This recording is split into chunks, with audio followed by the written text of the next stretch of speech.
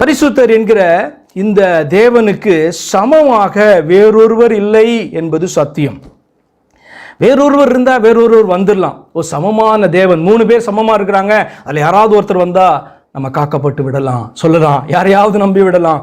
ஆனால் இந்த பரிசுத்தர் என்கிற தேவனுக்கு சமமானவர் வேறொருவர் இல்லை என்பது சத்தியம். வேறொருவரால் ரட்சிப்பு எப்படி உண்டாக முடியும்? யோசித்து பாருங்க.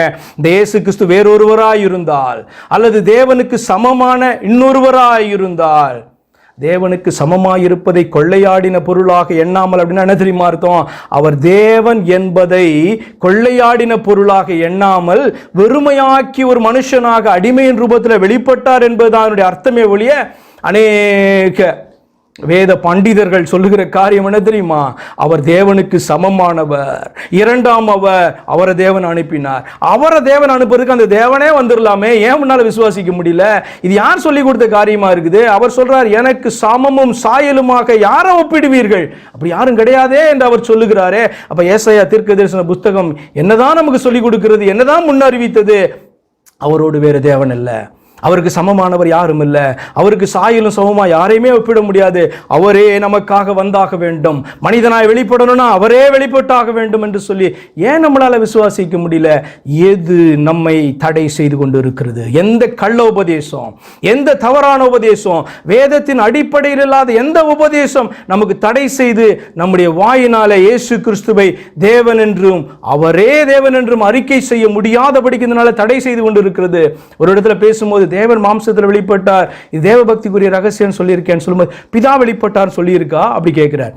ஆனால் அவரிடத்துல கேட்கும்போது தேவன் ஒருவர் தான் அப்படின்னு சொல்லிக்கிறார். தேவன் ஒருவர், அவர் என்னுடைய பிதா என்று சொல்லிக் கொள்ளுகிற அவர் தேவன் மாம்சத்தில் வெளிப்பட்டார், தேவ பக்திக்குரிய ரகசியம் யாவரும் ஒப்புக்கொள்ளுகிற அப்படின்னு சொல்லப்பட்டிருக்கே. அப்ப அந்த யாவரும்ல நீ ஒருத்தன் கிடையாது.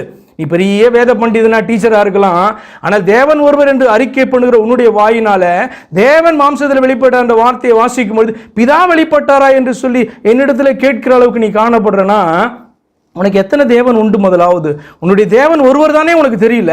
அப்ப தேவன் மாம்சத்தில் வெளிப்பட்ட அந்த வார்த்தையை வாசிக்கும் போது இரண்டாவது தேவன் வெளிப்பட்டார், அதாவது தேவனுடைய குமாரனா இருந்தவர் வெளிப்பட்டார் என்று சொல்லுகிற அளவுக்கு துணிவை கொடுத்தது அல்லது பயத்தை கொடுத்தது எது தெரியுமா?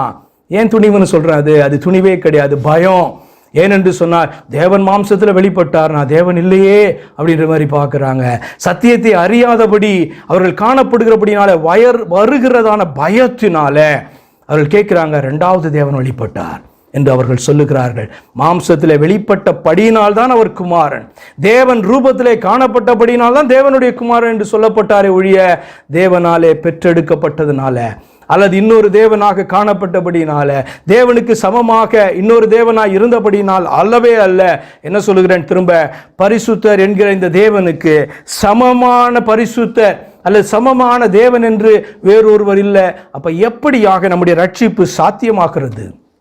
ஏசாயா 40ஆம் அதிகாரம் 25வது வசனத்தை வாசிக்கும் பொழுது, இப்படி இருக்க என்னை யாருக்கு ஒப்பிடுவீர்கள், எனக்கு யாரை நிகராக்குவீர்கள் என்று பரிசுத்தர் சொல்லுகிறார். நம்ம வாசித்தோம், இந்த தேவனை தவிர வேறொருவர் பரிசுத்தர் இல்லை, தேவரீர் ஒருவரே பரிசுத்தர் என்று சொல்லி நான் உங்களுக்கு புதிய ஏற்பாடு புத்தகத்திலிருந்தும் பழைய ஏற்பாடு புத்தகத்திலிருந்தும் வசனங்களை நான் வாசித்து காண்பித்தேன். அப்ப இந்த வார்த்தை கேட்கிறது. அவர் சொல்லுகிறார், இந்த தேவன் என்கிற ஒருவர் சொல்லுகிறார், இப்படி இருக்க என்னை யாருக்கு ஒப்பிடுவீர்கள்?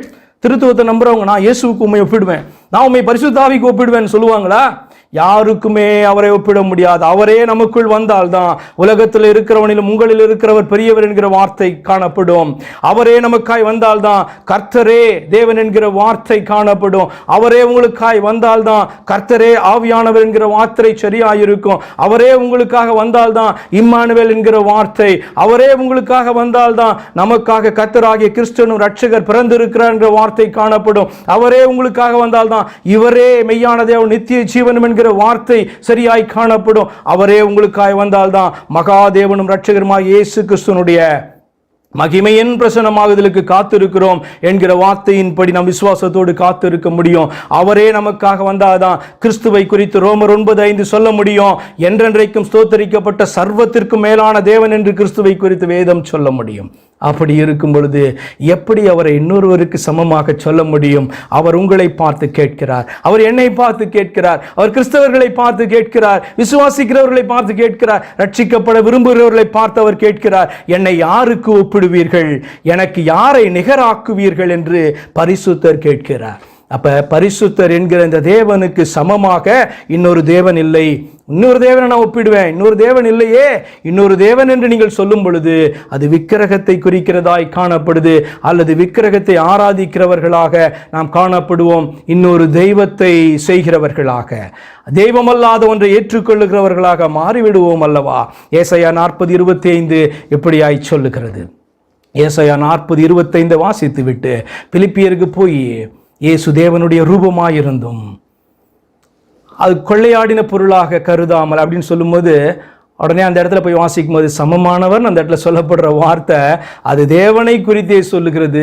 அவர் தேவனாய் இருப்பதை கொள்ளையாடின பொருளாக கருதாம எனக்காக அவர் அந்த மகிமையெல்லாம் விட்டுட்டு ஒரு மனுஷனாக அடிமையின் ரூபத்தில் வெளிப்பட்டார் என்று சொல்லி நீங்கள் அறிந்து உணர்ந்து விசுவாசிப்பீர்கள். அப்படி விசுவாசித்தால் மட்டும்தான் அந்த விசுவாசம் ரட்சிப்புக்கான விசுவாசம் என்று ஆண்டவராகிய இயேசு கிறிஸ்து யோவான் 8:24 சொல்லுகிறதுடைய கருத்தை அறிந்திருப்பீங்க. அவர் வேற எங்கிருந்து எடுத்து பேசல, மனுஷனாய் நின்று கொண்டு ஏசாயா 43:10-11 வைத்துதான் அவர் பேசுகிறார். நான் தான் அவர், உங்களோடு கூட பேசின நான் தான் உங்களுக்காக இறங்கி வந்து தாசனாக ஊழியனாக சாட்சி கொடுத்து கொண்டு இருக்கிறேன். யாரை குறித்து? அந்த தேவனை குறித்து. தேவனாக அவர் பேசின வார்த்தைக்கு தாசனாக நின்று கொடுக்கிற சாட்சி அல்லவா 8:24, யோவான் 8:24. எதனுடைய சாட்சி அது? ஏசாயா 43:10 சாட்சி. வாசித்து பார்த்து கொள்ளுங்க. அப்ப பரிசுத்தர் என்கிற தேவன் என்பவரே ரட்சிக்கிறதான அந்த காரியத்தை செய்ய வேண்டும்.